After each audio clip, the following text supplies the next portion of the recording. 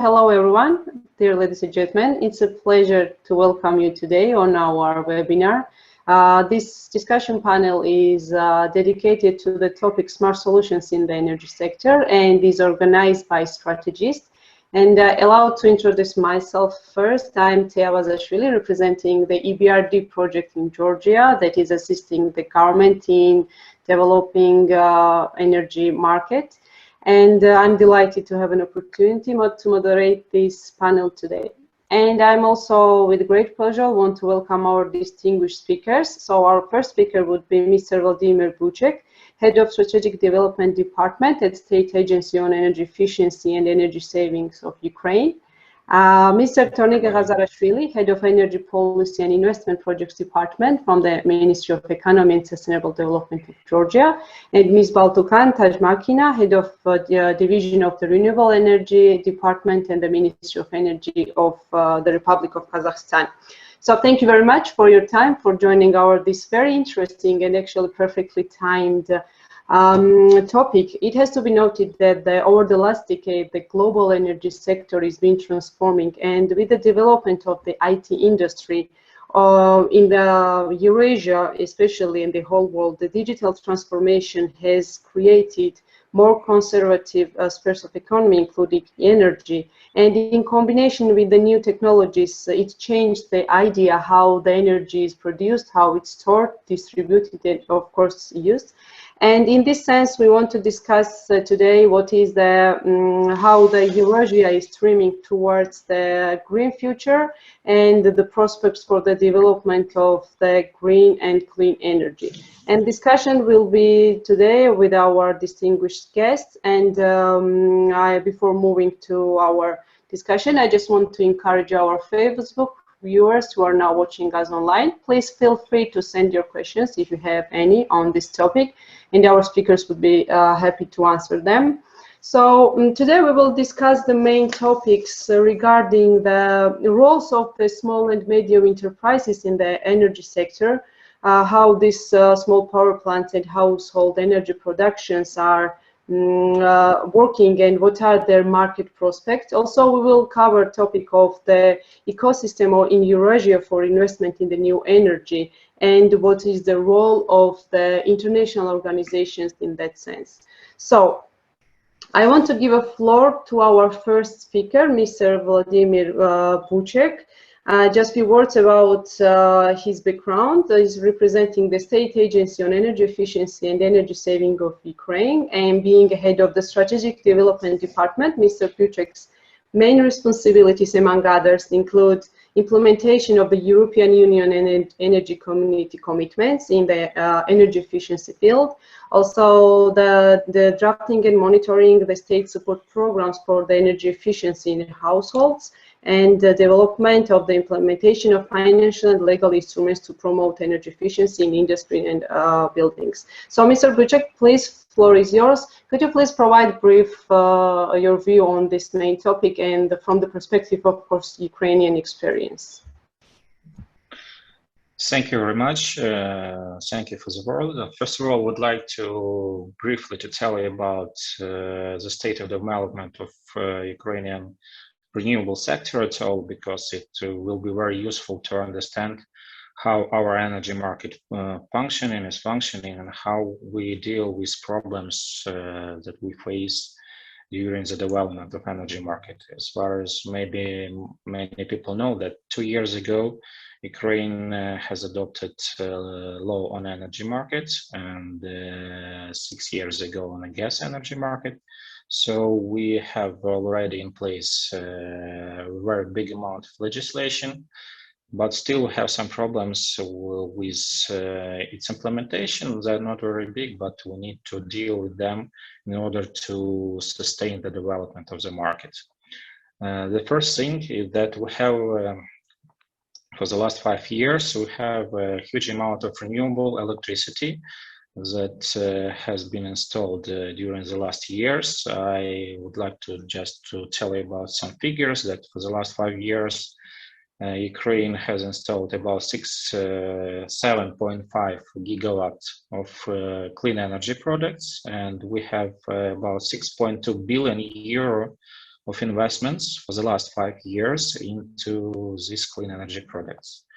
And due to that, the total share of energy from renewable sources has doubled for the last 5 years, from 4% to 8.1% in 2019.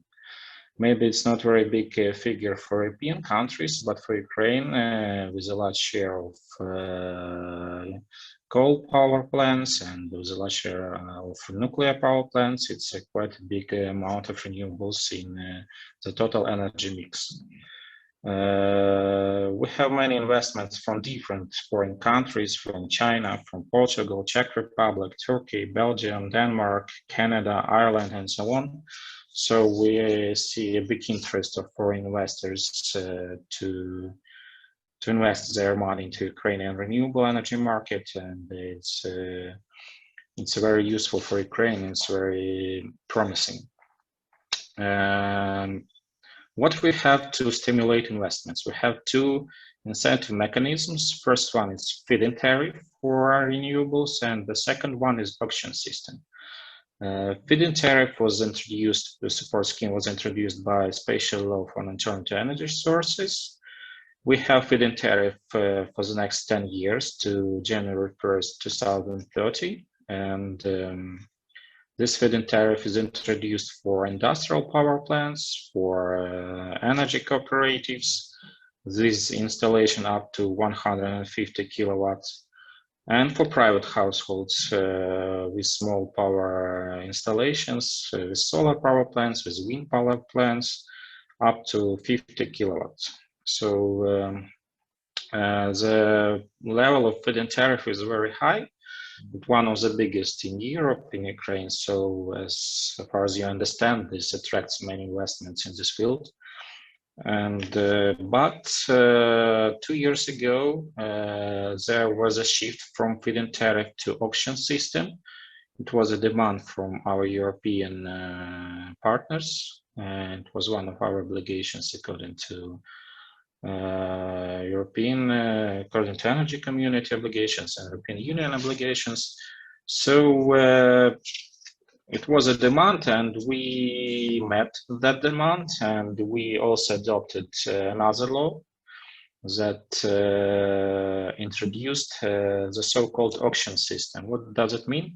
It means that new installments, renewable energy installments, have to go through auctions in order to be introduced, to be part of electricity market in Ukraine.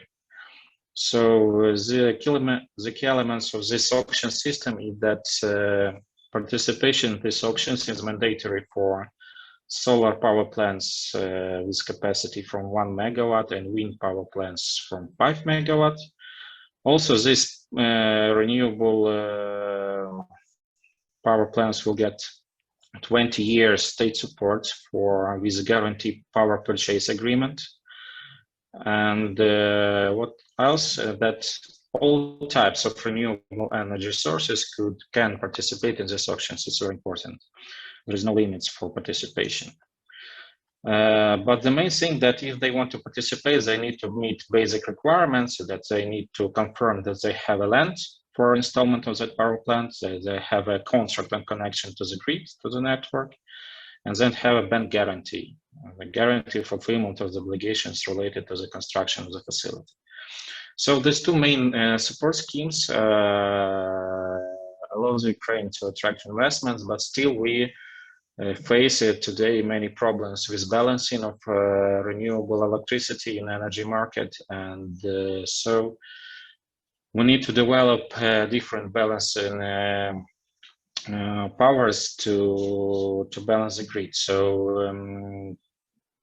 still this problem is not solved in Ukraine, but the policy, the investment policy in this field has to be shifted from not just only attract pure renewables, but to obligate them to install balancing facilities. So it's very important for now. Another thing that is very important, if we talk about smart energy and if we talk about smart grid, that we have an obligations to implement European directives, including European Directive on Energy Efficiency. And according to that, Ukraine developed a draft law on energy efficiency. And in this draft law, we have some articles that devoted to smart grids and to smart metering systems. It's very important also to make electricity grids more sustainable, more stable, more reliable. So it's very, and in this draft law we obligate transmission system operators and distribution system operators to invest in smart grids and to install smart metering systems and electricity, and not only in electricity and natural gas. So these things, I think, if the draft law will be adopted, this will give a new incentive to make our energy market more smart, more intelligent, and more reliable. So this main things that I want to tell you. Maybe if we will discuss more in detail, I will answer. I will tell more in detail about Ukrainian situation in this field. Thank you. Thank you very much for providing such comprehensive overview on the latest developments in the Ukrainian energy sector. The topics actually you have mentioned are so interesting. I think we might need another panel to discuss the renewable energy support schemes, which is such an important topic, not only for Ukraine, but for any country streaming to produce more renewable energy to attract more investments in this field. And it's very, still you have mentioned there are some challenges ahead, but I think this is normal, and it's still very good to hear how Ukraine tries to meet its obligations step by step, and I just want to wish you success in this regard, and we will come back later with question and answer sections. And now I want to present our second speaker, Mr. Tornike Kazarashvili, representing the Ministry of Economy and Sustainable Development of Georgia.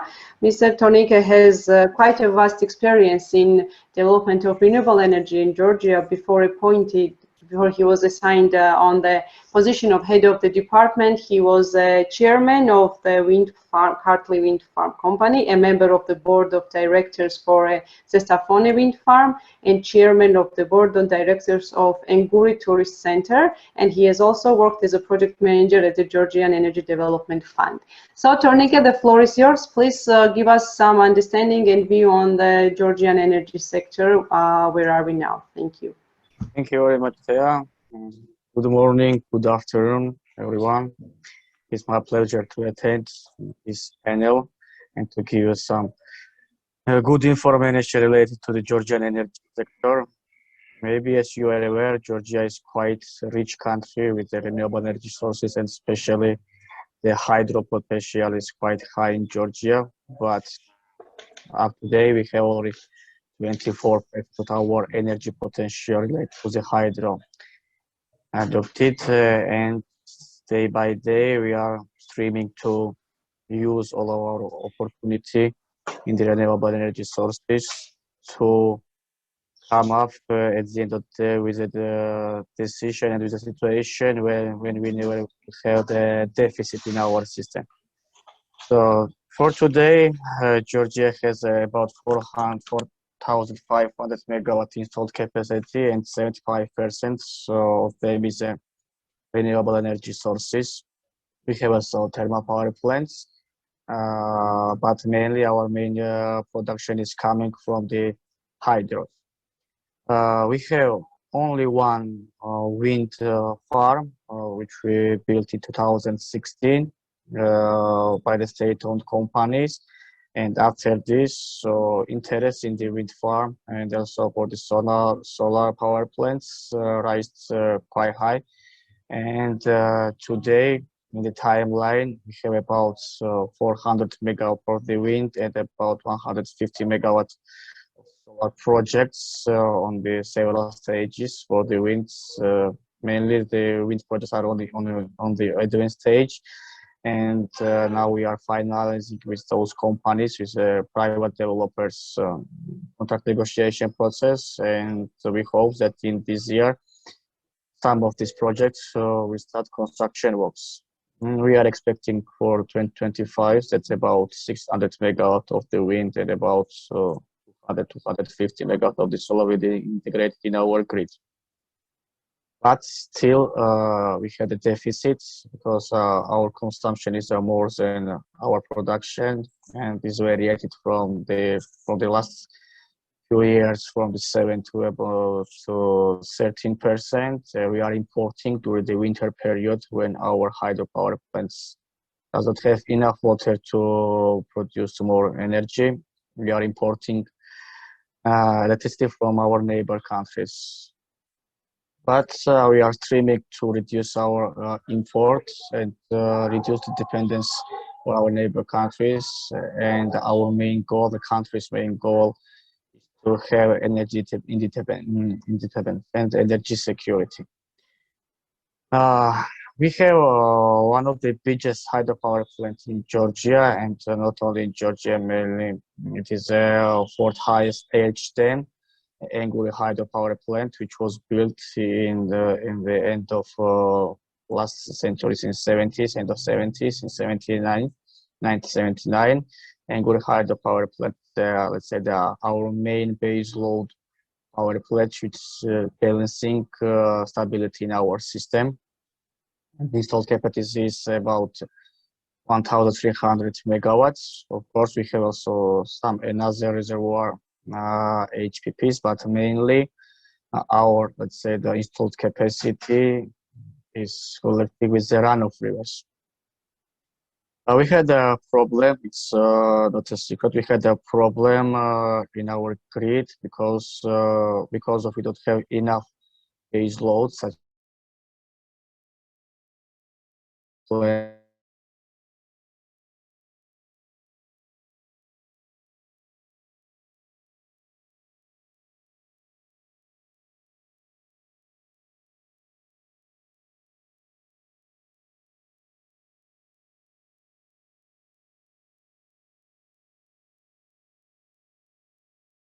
dimensions for the hydro. We have quite big and quite good potential, but also we have quite good potential in the wind and the solar. Based on some studies, our general potential of the country for related to the wind is about 2,000 megawatt, and for the solar it's about 800 megawatts. I'm talking now about the big projects, but of course it's allowed. People are free, some small customers or some entrepreneurs, to install small solar or wind, let's say, the power plants up to 500 kilowatts, which will be integrated and in this system, and which will be also covered by the smart grading, smart metering system. And in this case, we are moving forward to give the opportunity of small entrepreneurs to have their own, let's say, the electricity, and the electricity what they want to be consumed, to sell it to the distributors. Generally, this is information about our country, about our potential. We are open always for investors. We are very glad to meet them and to support them to invest in Georgia. We have quite good business environment in Georgia. It's quite easy in Georgia to start a business. We have very, let's say, small and very investor-friendly bureaucracy in this case. And of course, for any other information related to the Georgia energy system, I will be very happy to answer after our panelists present their presentation and their countries. Thank you. Thank you very much, Tornike. You have well noted that energy security and energy independence, these are two very important and main goals of ours today, right now. And it's always nice to hear that Georgia is taking its best efforts to achieve this goal. while being in a state of the energy reforms and development of the sector in line with the EU standards, energy community membership commitments, and so on. And also I want to wish you all the ministry success on this path. And our next speaker, Ms. Baltugan Tazhmakina, who is representing the Ministry of Energy of the Republic of Kazakhstan. And of course, briefly about our speaker, Ms. Baltugan is a head of division of the Renewable Energy department, and she has also vast experience in working in the renewable energy field. She is responsible for implementation of the state policy in the field of supporting the renewable energy sources, monitoring and of existing and planned facilities, analyzing and taking measures to achieve the targets in terms of renewable energy. And of course, and also she has participated in the development of the scientific research works in the field of environmental protection, which is very good to hear. And as I know, you are making a PowerPoint presentation, so the floor is yours. Baltugan, please. Thank you, Chair. So let me welcome you on behalf of the Ministry of Energy. And I also would like to thank you, the organizers of the webinar. Today I will speak about issues of renewable energies in development in Kazakhstan. The development of renewable energy for Kazakhstan in last 10 years make it necessary to reconsider approach in the electric power industry. New technologies in the electric power industry require new principles of power system management, relationship between partnership participants within the market, as well as more careful planning in the long term. Next. The documents of the state planning system set the following goals. They bring the share of renewable energy in total volume of electricity production of to 6% in 2025. By 2030, it's 10%, and by 2050, renewable and alternative energy sources should be account for at least half of the total energy consumption. When we talk about 3% in 2020, we mean only hydro plants up to 35 megawatts. So 2020 was the milestone period for the implementation of the RES indicators in the concept of Kazakhstan's transition to a green economy. The 3% share in the total volume electricity production at the end of 2020 is fully ensured. During the formation of renewable energy sector, the government has created all necessary conditions. Taking into account the best international practice, a system of fixed tariff was introduced in 2013, and a single purchaser of renewable energy was created. Then transition to electronic auction was carried out. And then the next. On this slide, we can see the scheme of support of renewable energy in Kazakhstan, and one of the major change in this year is that our standard of PPA contract for 2 years on auction tariff will be. We have the purchase and the sale of electricity, like a financial settlement center for renewable support. It is standard form of grid connection of renewables objects, the annual indexation of tariff taken into account exchange rate for US dollars and the consumer price index, the free transportation of renewable electricity, priority control and dispatching of electricity, and investment preferences in the framework of entrepreneurial code. So the next one. The mechanism of fixed tariff at the initial stage of renewables development made it possible to quickly launch a renewable market and implement a number of wind and solar energy projects. Due to favorable conditions, renewable energy is steadily growing. Over the past 6 years, the installed capacity of renewables energy facilities has grown almost 10 times, from 178 megawatts to 1,700 megawatts. International auction tenders in 2018 and 2020 were held in electronic format for renewable energy projects with a total capacity of 1.5 gigawatt. The auction was attended by 172 companies from 12 countries. such as Kazakhstan, China, Russia, Turkey, Germany, French, Bulgaria, Italy, United Arab Emirates, Netherlands, Malaysia, and Spain. As a result of auctions, 58 companies signed contract with a single purchase of renewables electricity. It's a financial settlement center for 15 years for a total capacity of 1,219 megawatt. The system of auction made it possible to achieve a significant reduction in prices for green economy. The maximum reduction in tariffs for individual project was for solar plants, it's about 64%, for wind it's 30%, and for hydro it's 23%. Currently there are 117 facilities in the Republic with an installed capacity of 1,705. Most of them is the solar power plants. We have 45 solar power plants with capacity of 971 megawatt. Wind, we have about 29 wind power plants with a capacity of about 500. And the hydro, it's 38 projects with a capacity of just a little bit more than 200 megawatt. And the 5 bio projects with a capacity only 8 megawatt. The generation at the end of 2020 amounted to 3.24 billion kilowatt hour. So we move to the next.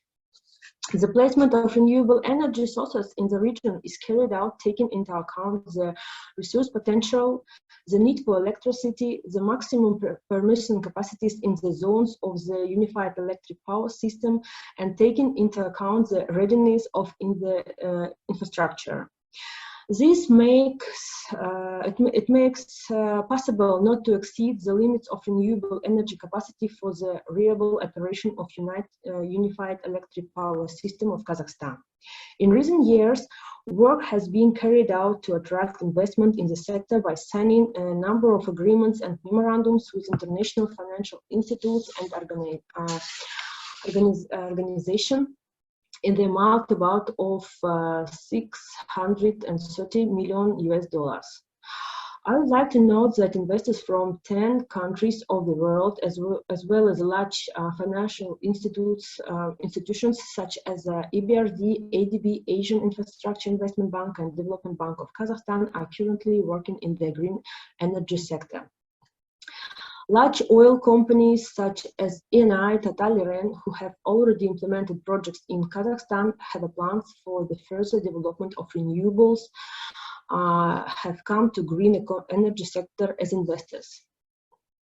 Since the operational settlement and financial center, about 626 billion tenge has been attracted to the renewable energy sector, and the construction facilities will pay about 81 billion tenge in taxes. So, this year, 21 renewable energy facilities with a capacity of 356 megawatt will be commissioned. We talk about 5 hydro projects, 5 solar projects, and 13 wind projects. For the further development of renewables sector, the Ministry, together with stakeholders, will work in the following areas, such as holding an auction for the selection of renewable energy projects for 250 megawatts, development of renewable energy sources with energy storage system, improvement of the mechanism of distributed generation of renewables among the population of and small medium enterprises, provision of incentive mechanisms for large hydropower plants, increasing the volume of clean energy by 2 times until 2025. The development of the renewable energy market in Kazakhstan will continue to diversify the energy sector and for sustainable development. Thank you for your attention. So you can find the useful links in the last slide. We have the investor guide, which includes the most useful information in legislative and statistics, and some associations, ZKRM and the RFCTGOX links. It's one of them is the organizer of the auction, and the next one is the Settlement Financial Center. Thank you for your attention.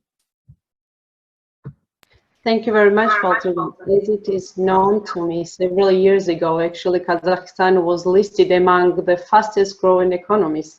So I can understand how important it is to develop even more energy sources to meet the growing demand in line with the growing economies. And what is fascinating to hear that the country that has a vast sources of the fossil fuel is still succeeding to develop so many renewable energy projects. And good luck with that.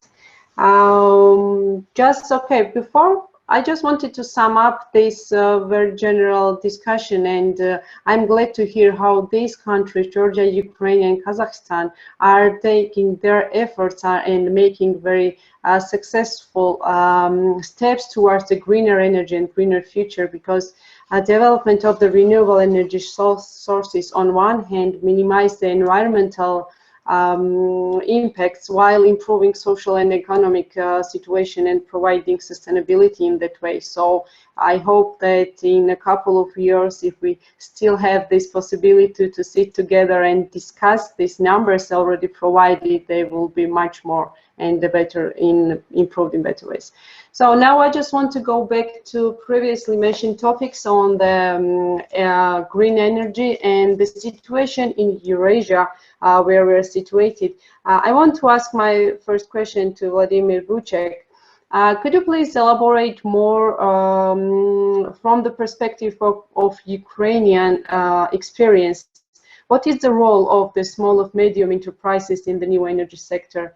And what are the market prospects for very small power plants, household energy productions, and solar panels?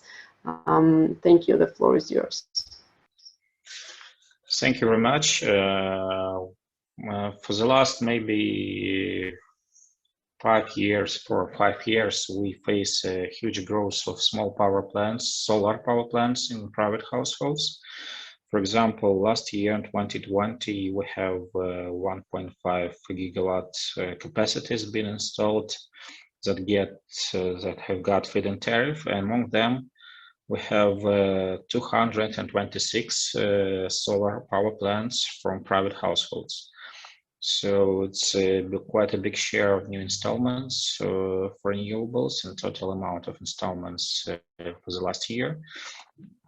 And this is also because due to the feed-in tariff that is in place in Ukraine, and it's quite big. I can provide you with a figure. We have for private households, so we have a tariff for solar power plants is about 16 euro cent per kilowatt hour. 16 euro cent. It's a very big tariff even for Europe, for European Union. So we have a good incentive for small power plants to participate in energy markets.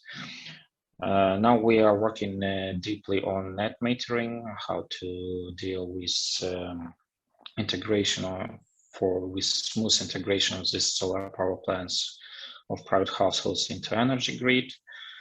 How to develop energy cooperatives, how to balance this market, because we understand that we need to have a capacity to utilize this renewable energy into energy grid, because our energy demand is not growing very fast, but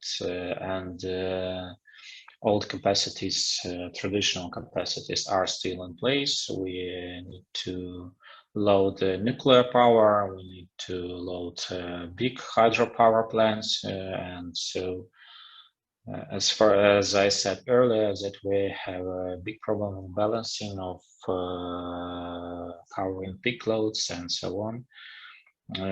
That's why this problem is strongly connected with our energy security, because sometimes we have some days, some months, we have a need to import electricity from Russian Federation, from Belarus, and that's why we face a problem with our perspectives to integrate into NSOE, into European System of Transmission Operators, because it's our long-term target, long-term aim to be integrated into this system. And in order to be integrated, we need to show that we quite autonomous system of electricity in Ukraine, and that's why we need to solve this problem in 2 or 3 years, in closest 2 or 3 years. And of course, the priority of small and medium enterprises in the energy field, in the energy market, it's one of the priorities of Ukrainian policy, of course. But we need to understand that still we have oligopolic or monopolic position of some producers of electricity in Ukraine. We have a large share of state-owned enterprises, big state-owned enterprises in the electricity market, because all nuclear power and a much share of coal power plants are owned by the state, and hydropower plants, of course, are owned by the state. So there is a big amount of work to do. So I think that will be the future things that we need to deal with in the next 5 years, I think, 3 to 5 years. It's very important. Shortly, thank you. Thank you very much. And somehow to continue the same topic, I want to address my next question to Tornike Kazarashvili. So Tornike, can you of course share same view of yours regarding the renewable energy perspectives, and what kind of support schemes does Georgia use or has planned to use them? And also, how ready is the Eurasian ecosystem of Eurasia and Georgia, of course, in terms of providing and giving more investment opportunities to the new clean energy? What are the perspectives? What are the thoughts and plans of Georgia? Thank you. The support scheme related to the renewable energy sources. Of course, last year we established support scheme. So it's now like a feed-in premium. So, and this is for all renewable energy sources, not only for the hydro, wind, solar, biomass, biogas, etc. Of course, our tariff is much more, let's say, the differential than, as our colleague Volodymyr mentioned, than it is in Ukraine. So our support schemes, let's say, the conditions are like this. In this year, from the 1st of July, our electricity markets will be start, let's say, the operation. Now it's on the testing mode. And projects which is more than 5 megawatts and will be, let's say, the trade on the power exchange market. So they will get up to 1.5 US cents per kilowatt hour above the market price, what they will be sell on the market. So what does it mean? So if the market price will be, for example, $4 for the, say, the exact hours, so government will be give the producer, will give the developer 1.5 US cents per selling kilowatt hour. This is like for scale which is fulfilling the gap between 5.5 US cents and market price. This scheme is working for the 8 months, for the winter months. So we are calling winter months starting from the September until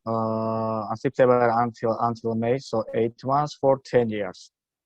Of course, this is not very attractive price if we compare it for other countries, our neighbor countries or other EU countries. But this is a maximum in this situation. What can the government to offer to the investors? For Georgia, this price is not so very low, and I can tell you honestly, and I can give you exact numbers that more than 25 projects are waiting government approval to sign the MOU with this new condition, with the support scheme, and started developing. And projects are not very small, 15, 20, 30 megawatts, 55 megawatt projects. So this, let's say, it's of course it's not a good like feed-in tariff, and we are calling it PPA. Before several years ago, the government signed with the companies the power purchase agreements, and the companies and the projects had the fixed PPA rates. Average it was 6 US cents per kilowatt hour for 8 months for the 10 years. But we have quite good forecasts, and we hope that new electricity markets will give opportunity all the developers and producers to start trading on this market, and the PPA on all these fiscal risks related and coming from the PPAs will not be, let's say, under the government's pressure. I think the financial institutions like EBRD, AT, KfW, of course, they reviewed this kind of, let's say, the PPA conditions and tariff conditions related to the projects, and they are ready to finance projects and to give them the loan to realize this project. Of course, as I mentioned in the beginning, we are trying to develop smart meters as well, and we are planning to have more and more, let's say, the small entrepreneurs which are dealing with smart metering and with netto accounting. And we hope that all of these reforms, all of the support schemes, and let's say the doing business situation in Georgia will help the energy sector to grow fast and to develop for very, let's say, in the brief and in a short time period. Because we have also the ambition to be a part of the EU countries, and as a EU member, we are following, as a future EU member, we are following EU directions and EU, let's say, the regulations, and we need to come up with all the reforms, what is very common and what is already established in the EU countries, and we are trying to do our best, and so they attract more and more investments in our country, and especially for the energy sector. Thank you.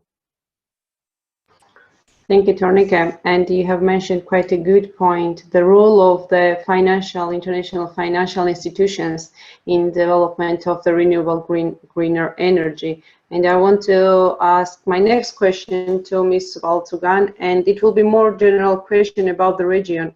How successful is the ecosystem in the region for energy startups? Are there any special conditions for the foreign investment in startups, in scientific and engineering potential in the field of IT, of course, under the energy sector? And again, what is the role of Western financial institutions in this process? Thank you.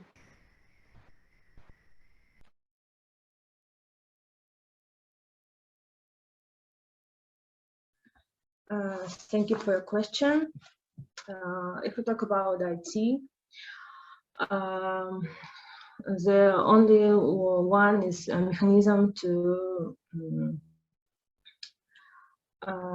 take part is on the auctions today. We are moved from the fixed tariffs, but the IT projects is very startups. If we talk about startups, yes, we have some projects. One of them, it's looks like a smart house. One of the projects, smart house, which includes the green economy technologies. It will start, I think, during 1 month. It includes the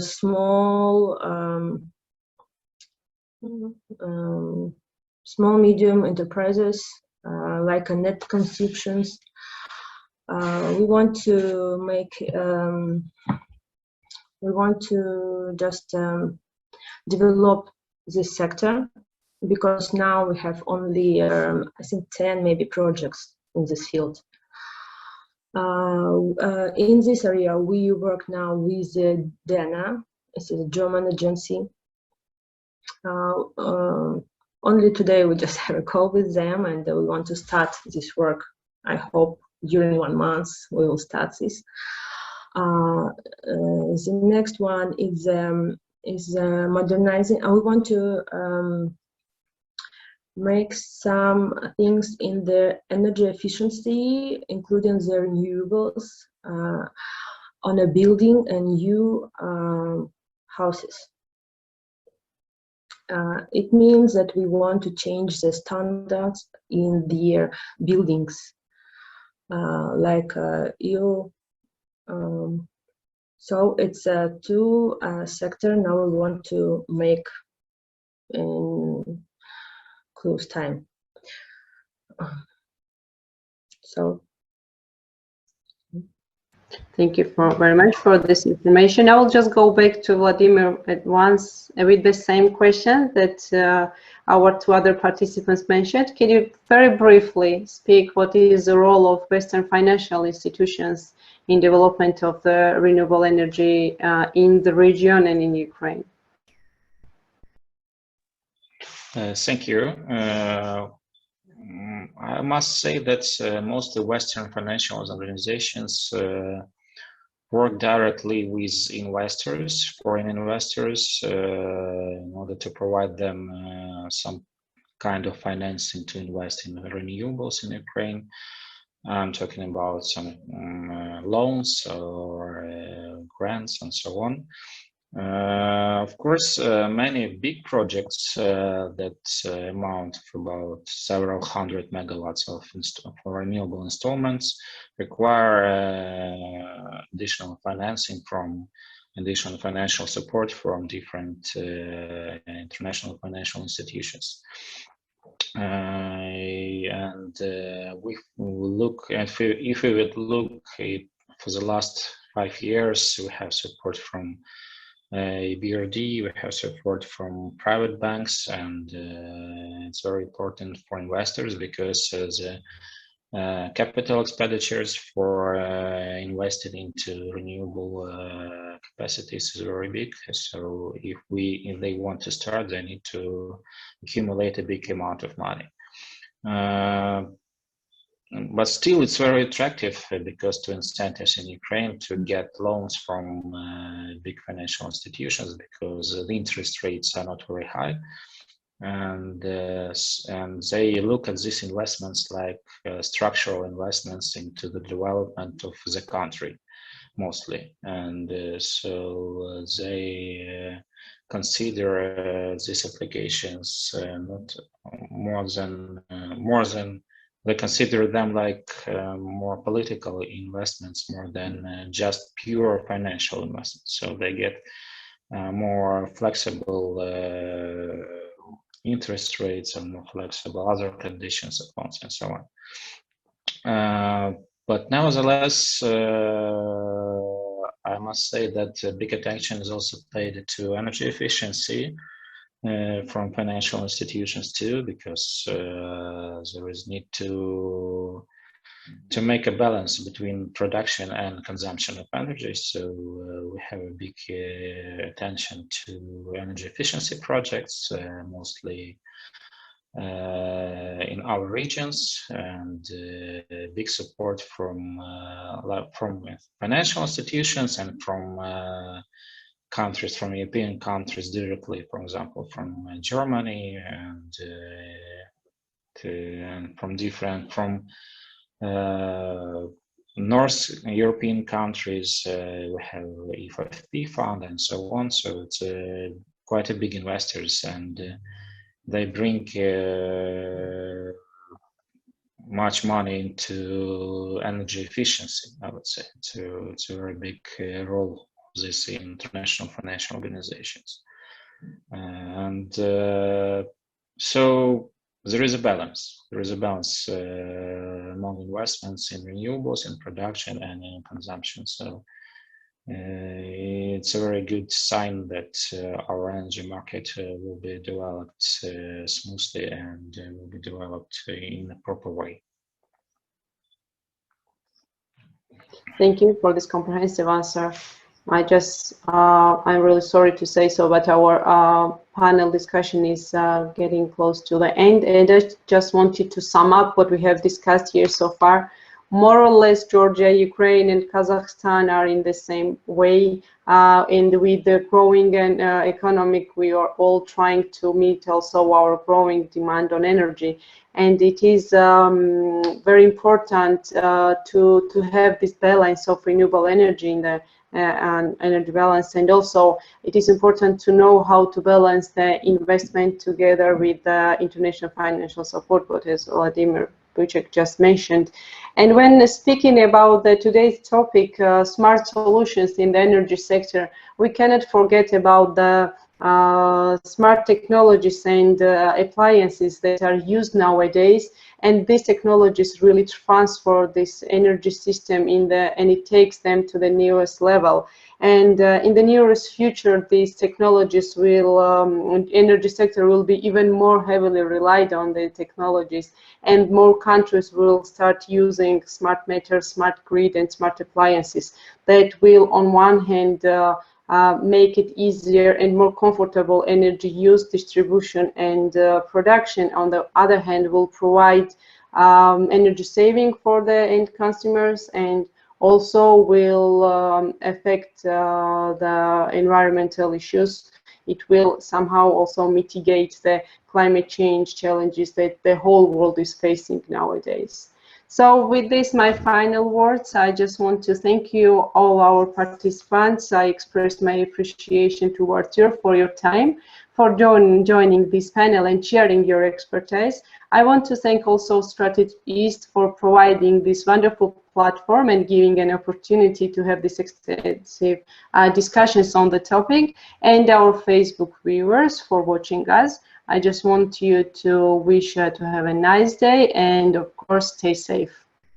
Goodbye.